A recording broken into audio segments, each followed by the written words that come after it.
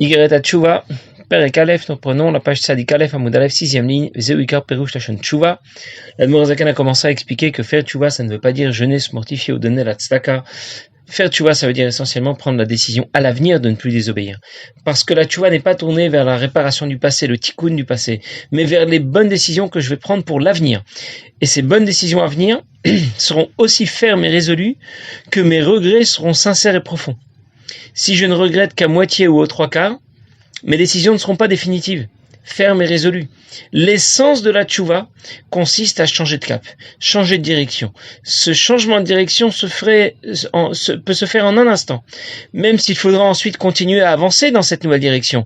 Et ça demandera encore du temps et des efforts. Mais la tchouva, le changement de cap, lui, se fait en un seul instant.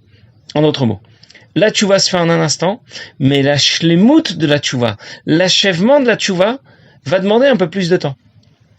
Alors il faudra réparer ce qu'on a manqué, rembourser celui qu'on a volé, etc. Je vais le dire autrement. Il y a une différence entre l'objectif de la tchouva et l'essence de la tchouva. L'essence de la tchouva, c'est prendre la décision de ne plus jamais désobéir. L'objectif de la tchouva, c'est de réparer le passé. Réparer le passé, c'est plus simple que de prendre la décision de ne plus jamais désobéir. Et l'erreur classique, c'est de prendre ce raccourci et de rapporter la tchouva à son objectif et pas à son essence. Il faut bien faire la part des choses. On nous demande de faire tchouva, de décider de ne plus jamais désobéir, avec pour objectif de réparer le passé. Mais la première étape est essentielle et incontournable. Et cette distinction rejoint celle dont on a parlé la dernière fois. On distingue la mitzvah de tchouva, cet élan de retour vers Dieu, qui implique d'accepter de ne plus jamais désobéir, et la mitzvah de vidouille, qui consiste à reconnaître et avouer ses fautes pour les réparer. Mais la mitzvah de tchouva est indépendante de celle du vidouille. Je peux faire tchouva sans avoir encore réparé mes erreurs. Et je peux aussi avouer et reconnaître mes fautes sans avoir fait tchouva. Le même principe s'applique aussi à la tfila. On va distinguer l'essence de la tfila, ce moment privilégié au cours duquel on se tourne vers Dieu, on s'adresse à lui. Et l'objectif de la tfila, qui est d'obtenir tout ce dont nous avons besoin, que la prière soit exaucée. Même si la prière n'a pas été exaucée comme on le voulait, parce que Dieu exauce de toute façon toutes nos prières. Simplement, il n'exauce pas toutes nos prières comme nous le souhaitons. Mais en tout cas, j'ai tout de même accompli la mitzvah de tfila, de prier, de m'adresser à lui. C'est pour cette raison que le Rambam explique que, d'une part, la tfila consiste à se tourner vers Dieu, à s'adresser à lui, et d'autre part, il rapporte quelles sont les méthodes qui permettent d'obtenir que nos prières soient exaucées. Prier avec un minyan, prier sans se dépêcher, se préparer avec la tfila, bien se concentrer sur les mots du sidour. Mais ces différentes méthodes ne font pas la tfila. La tfila, c'est se tourner vers Dieu, s'adresser à lui de tout son cœur, comme un fils à son père, comme un serviteur à son maître, imkevanim, imkavadim. En conclusion, faire tchouva, ça ne veut pas dire jeûner, ça ne veut pas dire donner la tzedaka ou aller se tremper au mikvé. Faire tchouva, c'est revenir vers Dieu, prendre la décision de ne plus jamais désobéir, de ne plus jamais faire aucune avérote. Alors dans les mots, et c'est ça que veut dire essentiellement la tchouva. La tchouva, la shem b'chol libo b'chol nafsho, de revenir vers Dieu de toute son âme, de tout son cœur. Les ovdo l'ishmo kol mitzotav, avec pour objectif, pour conséquence, de le servir et de respecter toutes ses mitzvot. Et l'Admour Zaken va citer un pasouk. Kmosh katuv, comme dit le pasouk, il y a Azov Racha Darko Ish Aven Marchevotav. Le Racha va abandonner son chemin. Ish Aven, l'homme de rien, ça veut dire l'impie, va abandonner Marchevotav, ses pensées. Ve Yashov el Hashem Gomer, et il reviendra vers Hashem. L'idée, c'est de s'engager, d'accepter d'obéir, d'accepter l'intégralité des mitzvot. Il ne s'agit pas que de le déclarer seulement, ce n'est pas qu'une déclaration d'intention, il s'agit d'accepter effectivement et concrètement. D'abord, Ol Malchut Shamayim, accepter d'obéir quels que soient les ordres que je vais recevoir. Et puis, Ol Mitzvot, accepter et respecter en pratique toutes les mitzvot qui nous sont données, sans exception. Et les deux vont de pair. Je ne peux pas accepter sans royauté, en partie seulement, ou une partie de la journée seulement. Je ne peux pas accepter d'obéir seulement si ça ne me dérange pas trop, si ça ne me coûte pas trop cher, si ça ne me coûte pas trop d'efforts. L'Admour Zaken a cité un pasouk de Ishaya dans lequel on demande au Racha d'abandonner deux choses. D'abandonner son chemin, Yazov Racha Darko, et d'abandonner ses pensées, Veish Aven Marchevotav. On aurait plutôt voulu réunir ces deux choses dans le même sac. On aurait pu dire tout simplement Yazov Racha Darko Marchevotav, que le Racha abandonne son chemin et ses pensées. Il y a un autre pasouk du même style dans les Télim qui dit et Vilim mider Pisham, les sots doivent revenir de leur mauvais chemin, ou me'avonotehem itanu, et ils doivent jeûner pour leurs fautes. Apparemment, les Rechaim ont un problème de chemin. Et Vilim Miderer Pisham. On parle d'un chemin. Il y a Azov Racha Darko, que le Racha abandonne son chemin. Ça veut dire qu'il doit d'abord abandonner son chemin. Et ce n'est qu'ensuite qu'il devra abandonner Avonotehem, ses fautes, ou Marchevotav, ses pensées. Quel est le chemin qu'il doit abandonner? C'est celui de Prikatol, de la désobéissance, la première erreur, la première faute, le moteur qui est à l'origine de toutes les autres fautes. C'est d'abord d'avoir pris la décision de désobéir. Ensuite, cette décision de désobéir s'est concrétisée par tel ou tel autre avéra. Mais il faut donc d'abord abandonner le chemin de Prikatol, la désobéissance. Celui qui me fait penser, je fais ce que je veux, personne n'a rien à me dire, je n'ai pas à obéir. Ce chemin qui me conduira ensuite à avoir de mauvaises pensées, à dire de mauvaises paroles ou à faire de mauvaises actions. La tchouva ne consiste pas à arrêter d'avoir ces mauvaises pensées seulement, d'arrêter de dire de mauvaises paroles ou d'arrêter de faire de mauvaises actions. La tchouva concerne Prikatol, le fait d'avoir été prêt à désobéir. Elle implique de prendre d'abord la décision de ne plus jamais désobéir en toutes circonstances. Faire tchouva ne veut donc pas dire renoncer à telle ou telle faute. Faire tchouva veut dire renoncer à toutes les fautes, que ce soit de manquer de faire une mitzvah tassée, que ce soit de transgresser une mitzvah lo tassée. Et le pasuk des Télim que j'ai rapporté fait bien la distinction entre la tchouva et le jeûne. Evilim miderer pisham. Les gens sots doivent revenir de leur mauvais chemin. Ou me'avonotem mitanu. Et ensuite, jeûner pour leur faute. D'abord, il faut revenir du mauvais chemin, de celui de Prikatol, de la désobéissance. Et ensuite, on peut jeûner et chercher à réparer ses fautes. Et l'Admour Zaken va citer d'autres psukim, ou Parashat Nitzavim. Dans Parashat Nitzavim, c'est écrit Veshavta ad Hashem Elokecha, veshamata bekolo vegomer. Tu reviendras vers Hashem ton Dieu, et tu écouteras sa voix. Bechol levavcha, de tout ton cœur vegomer. Shuva Yisrael ad Hashem Elokecha. Un autre pasuk, Oshéa, qui dit reviens Israël vers Hashem ton Dieu. La suite du pasuk n'est pas citée, Kashalta bavonecha, parce que tu as trébuché dans tes fautes. Un autre pasuk que cite encore l'Admour Zaken, c'est le 4e. C'est un pasuk de Echa qui dit Ashivenu Hashem elecha v'nashuva. Ramène-nous Hashem vers toi et nous reviendrons. Velo kedat ha'amon sha'tshuva hi ta'anit. Et pas comme les gens pensent que la tshuva ça veut dire faire ta'anit. Ça veut dire qu'on retrouve deux temps dans ce pasuk correspond à l'essence de la tshuva et à ses conséquences. D'abord, dans le deuxième pasuk de Parashat Nitzavim qu'Admour Zaken a cité. Veshavta ad Hashem Elokecha. D'abord, revenir vers Dieu. Décider de ne plus jamais désobéir. Ensuite, Veshamata bekolo. Ensuite, tu pourras écouter sa voix bechol levavcha de tout ton cœur. L'écouter, lui obéir effectivement, concrètement, accomplir l'ensemble des mitzvot assez, ne plus transgresser aucune des mitzvot lotasées, des mitzvot négatives. Et on retrouve ces deux temps dans les autres psukim que cite l'Admour Zaken, le pasuk d'Oshéa que cite l'Admour Zaken. Shuva Yisrael ad Hashem Elokecha. Reviens Israël vers Hashem ton Dieu. C'est l'essence de la tchouva. Et ensuite, Kikashalta bavonecha, parce que tu as fait des fautes et tu dois cesser de faire des fautes. Et là, c'est l'objectif de la tchouva. Je vais essayer de le dire autrement. Celui qui prend la décision de manger kasher, il n'a pas fait tchouva. Celui qui prend la décision de mettre les tefilines, à partir d'aujourd'hui, il les mettra tous les jours, il n'a pas fait tchouva. On ne dira pas qu'il a fait tchouva. On dira seulement qu'il y a une certaine faute qu'il faisait auparavant et que maintenant il ne le fera plus. Faire tchouva, ça veut dire prendre la décision de ne plus jamais désobéir. Rabbi explique dans une sikha que les 4 psukim que l'Admour Zaken a cités, bien sûr, il ne les a pas cités par hasard, ils correspondent à une progression dans le développement de la tchouva qui correspond à un autre pasuk. Le pasuk dit Soumera va setov, bakesh shalom v'rodfeu. Écarte-toi du mal et fais le bien, recherche la paix et poursuis-la. Et il explique. Le premier pasuk a cité l'Admour Zaken, Yazov Racha Darko, que le méchant abandonne son mauvais chemin, Ishaven Marchevotav, qu'il abandonne ses mauvaises pensées, et qu'il retourne vers Hachem. C'est un pasuk qui correspond au début du pasuk Soumera, qui correspond au fait de s'écarter déjà du mal. Ensuite va Setov, faire le bien, c'est ce que disait le deuxième pasuk de Parashat Nitzavim, Veshamata bekolo, tu écouteras sa voix. Et ensuite Bakesh Shalom, rechercher la paix, qui correspond au pasuk Shuva Yisrael ad Hashem Elokecha, reviens Israël vers Hashem ton Dieu, pour dire que même celui qui est déjà du rang d'Israël et qui a déjà accompli Somera va Setov, qui s'est déjà écarté du mal et qui est déjà engagé à faire le bien, eh bien doit encore rechercher davantage de proximité avec Dieu, faire une tchouva encore plus haute. Et enfin, le dernier vient au niveau du passouk qui disait Vorotfeu et de le poursuivre correspond au quatrième passouk que dit ici l'Admor HaZaken. Ashivenu Hashem elecha venashuva. Ça veut dire que ce passouk correspond à la tchouva que Dieu va nous inspirer d'en haut. Ashivenu Hashem elecha. Il faut bien comprendre que quand quelqu'un commet une faute, il a entraîné dans sa chute tout le système qui gravite autour de lui. Il y a son corps, il y a sa neshama, Dieu qui est lié à sa neshama, les autres Bnei Israël, puisque nous ne faisons qu'un seul bloc, comme la menorah, ces 7 branches qui présentent les 7 catégories de neshamot, qui ne formaient qu'un seul bloc, mikshai. Et donc, lorsque quelqu'un commet une faute, il entraîne avec lui dans sa chute son corps, sa neshama, tous les Bnei Israël, Dieu lui-même. De la même manière, quand quelqu'un accomplit une mitzvah, il élève avec lui son corps, sa neshama, tous les Bnei Israël et Dieu lui-même.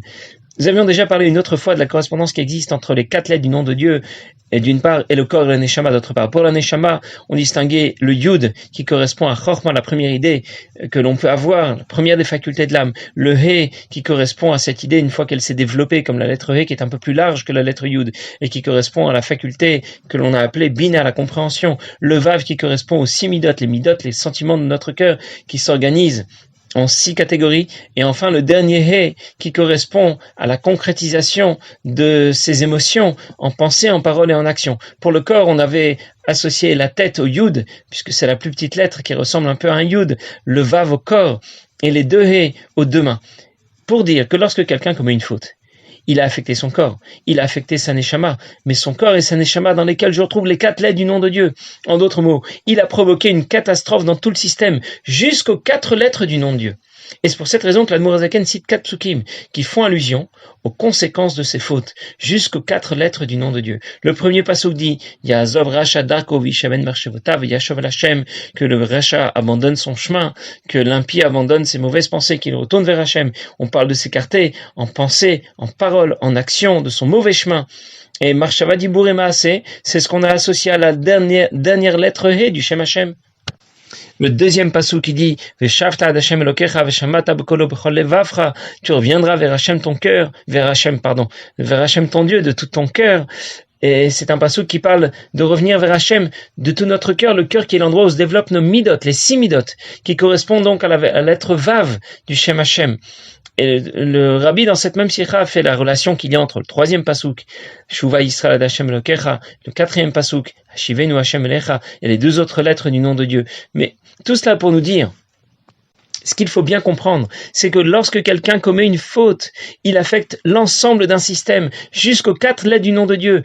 Et quand il fera tchouva, il va réparer l'ensemble de ce système, jusqu'aux 4 lettres du nom de Dieu.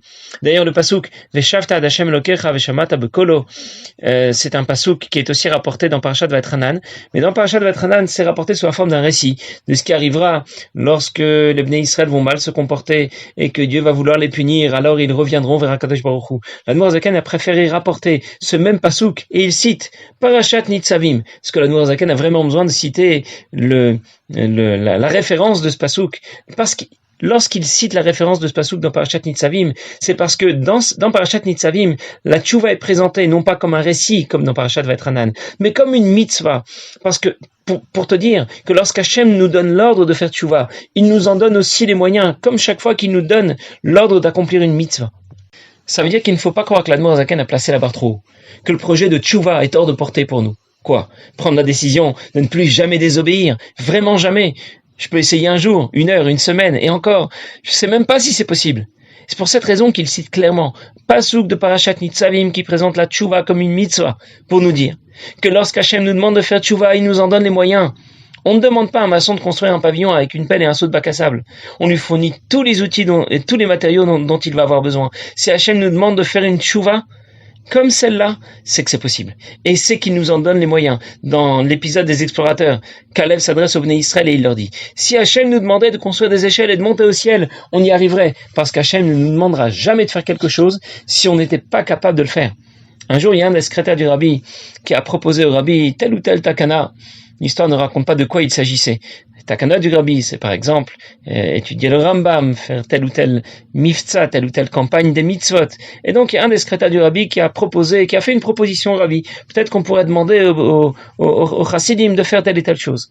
Et le rabbi lui a répondu que ce n'est pas une bonne idée parce que les chassidim ne pourraient pas tenir, ils ne seraient pas capables de le faire. Ça veut dire que ce que le rabbi nous a effectivement demandé, on est bien capable de le faire et on est bien capable de le tenir. Avant de nous demander de faire quelque chose, le rabbi a d'abord évalué si c'était faisable, et c'est ensuite qu'il nous l'a demandé. Et Akadosh Baruch Hu fonctionne aussi sur ce même mode. Enim vakesh l'alfi kochan, je ne leur demande que ce qui est possible, que ce qui est dans leurs moyens. Les fumgam la shichana, on ne charge un chameau qu'avec une charge qu'il est capable de supporter. En conclusion, jamais on nous demande quelque chose qui sera au-delà de nos moyens. Ne pense pas que ce programme de la tchouva n'est pas fait pour toi. Tu penses seulement pouvoir renoncer à telle ou telle faute. Mais ne plus jamais désobéir. Tu penses que c'est hors de portée. Et pourtant, tu es capable de prendre cette décision en un instant. Bien sûr, il faudra ensuite installer, concrétiser cette décision. Ça pourra prendre un peu de temps pour la traduire concrètement. Mais il ne faut surtout pas croire que faire tchouva, ça signifie jeûner ou donner la tzedaka. Quelqu'un pourrait jeûner toute sa vie, donner la tzedaka, s'il n'a pas pris la décision de ne plus désobéir, on ne dira pas qu'il a fait tchouva. Même si pour lui, c'est encore envisageable de faire une faute une fois tous les 70 ans, on dira qu'il n'a pas encore fait tchouva. Il ne sera pas encore passé de la catégorie de rachat tzadik. Pour ne plus être considéré comme un rachat, il doit avoir pris la décision de ne plus désobéir. Et cette tchouva peut être réalisée en un seul instant. D'où on le sait. La Gemara rapporte, Maseret Kedushin, le cas de quelqu'un qui est un voleur notoire, un grand voyou, et il dit à sa femme au moment de l'épouser, Areat mekudeshet li, je t'épouse, tu m'es réservé, deviens mon épouse, almenat shani tzadik gamo, à condition que je sois un tzadik gamo. Tout le monde le connaît. On sait que c'est un voleur et un menteur. Et pourtant, elle est mekudeshet. Elle est mariée. Misafek, c'est vrai, parce qu'on a un doute, parce qu'on n'a pas moyen de vérifier ce qui s'est passé, mais quel est le doute que nous avons? Il a peut-être pris la décision de faire tchouva, une seconde, la décision de ne plus désobéir. C'est peut-être pour ça d'ailleurs qu'il a dit à son épouse, Almenat shani tzadik gamo, à condition que je suis un tzadik gamo. Shema hirer bi tchouva, peut-être qu'il a pensé à faire tchouva. Et même si la condition qu'il a posée d'être un tzadik, apparemment n'a pas été remplie, mais elle a peut-être été remplie. Comme il a peut-être pensé faire tchouva, en une seconde, son statut a pu changer de rachat à tzadik. Et alors elle sera considérée comme mariée. Misafek, c'est vrai, parce qu'on a un doute, on ne peut pas vérifier ce qui s'est passé. Mais en tout cas, elle est considérée comme mariée. En d'autres mots, c'est possible. Tu n'y es peut-être pas encore arrivé, c'est vrai, mais c'est tout à fait possible. Parce que Dieu te soutient, Dieu t'accompagne dans ta décision. Et le fait qu'il t'accompagne va te donner la force et les moyens de réussir. Je ne sais pas si l'histoire que je vais raconter s'est vraiment produite, mais en tout cas, c'est un exemple que l'on donne. Quelqu'un qui était dans les affaires, dans le monde des affaires, et ses affaires ont périclité, il a absolument tout perdu. Il savait absolument pas comment s'en sortir. Il était criblé de dettes. Comment rebondir après la chute, après la faillite qu'il avait vécue. Alors il était en train de se promener dans un parc, plongé dans ses pensées. Et dans ce parc se promenaient aussi des personnes qui se trouvaient dans une maison de retraite de luxe attenante au parc. Et ils faisaient aussi leur promenade dans ce petit parc. Et voilà qu'un des pensionnaires de cette maison de retraite s'adresse à lui et lui dit, Monsieur, je vois que vous êtes triste, vous avez l'air très inquiet, est-ce que je peux peut-être vous aider? Alors notre homme lui dit, écoutez, non, vraiment, je pense que vous pourrez rien faire pour moi. Et puis comme il insiste, alors il accepte de lui raconter toute son histoire. Et le vieux monsieur lui dit, écoutez, vous savez qui je suis? Je m'appelle Henry Ford. Eh bien, votre histoire m'a vraiment touché et j'aimerais beaucoup vous aider. Vous savez quoi? Je vais vous donner un chèque, $1 million. Mais ce chèque, vous n'allez pas le déposer. Ça va seulement vous donner une garantie. Vous allez pouvoir maintenant reprendre des crédits, vous lancer dans les affaires et vous savez qu'en cas d'extrême difficulté, quand vraiment vous aurez touché le fond, alors vous aurez toujours la possibilité de sortir ce chèque d'$1 million et ça vous aidera à vous en sortir. Très bien, alors il l'a remercié chaleureusement et bien sûr ça lui a donné beaucoup de force, beaucoup de courage, il s'est relancé dans les affaires, il a emprunté à droite, il a investi à gauche et finalement ses affaires ont pris et de nouveau il est revenu à une situation beaucoup plus stable et beaucoup plus confortable. Bien sûr il a voulu retourner à la maison de retraite pour remercier ce monsieur qui l'avait aidé, même s'il n'a pas eu besoin de déposer son chèque, en tout cas de le remercier, de lui avoir donné du courage et de l'avoir soutenu. Et lorsqu'il retourne à la maison de retraite, alors il demande à l'hôtesse d'accueil s'il peut rencontrer Monsieur Henry Ford. Alors la hôtesse d'accueil lui dit, mais on n'a personne qui porte ce nom-là ici. Elle dit, écoutez, c'est un monsieur, il lui a décrit le monsieur, avec les lunettes, avec les cheveux comme ça, et la veste comme ça. Alors là, l'hôtesse d'accueil lui dit, ah, lui, écoutez, il y a 3 semaines, il était Henry Ford, la semaine dernière, c'était Donald Trump, et aujourd'hui, je crois qu'il est devenu déjà Henry Kissinger, peut-être, je ne sais pas. Bon, tout ça pour lui dire que ce monsieur n'avait tout simplement pas la tête. Mais le fait qu'il ait eu un chèque d'1 million de dollars dans sa poche, même si ce chèque ne valait rien, bien sûr, ça lui a donné le courage de réussir. Quand tu sais que tu as un chèque comme celui-là dans ta poche, ça te donne la force de réussir, ça te donne la force de te dépasser. Eh bien, quand on te demande de faire tchouva, Dieu ne t'abandonne pas. Tu sais qu'il t'assiste, et c'est ce qui va te donner la force de réussir et de te dépasser. Passez une bonne journée.